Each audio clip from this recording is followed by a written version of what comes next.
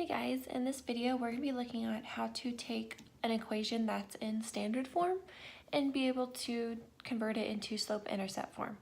So what standard form is x plus y equals c. So your x variable plus your y variable equals your constant. So just like that whole number. Of course, you cannot graph when you're just given this. You have to have it in slope-intercept form before you can actually graph it. So basically, we're just going to take all of these problems and we're just converting it where we're going to get y by itself. So this one, we're going to get y by itself. We're going to start by subtracting 6x from both sides. We're left with 2y equals negative 6x plus 10. I put it in front of the 10 just because in slope-intercept form, our x always comes before that constant. And then for our last step, we divide everything by 2. We're left with y equals negative 6 divided by 2 is negative 3x plus 10 divided by 2 is 5.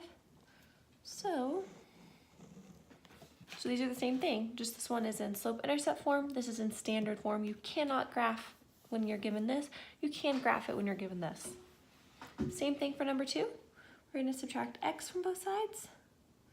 Then we're left with 2x equals negative x plus 4.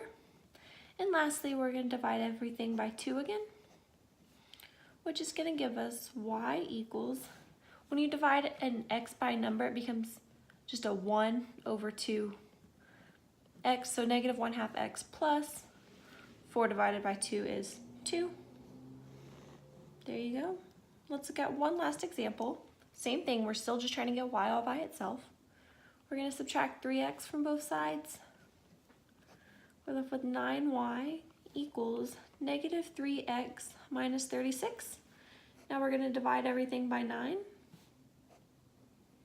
We get y equals negative 3/9 x minus 36 divided by 9 is going to give us 4. And then the only thing is we can simplify negative 3/9, which becomes negative 1/3 x minus 4.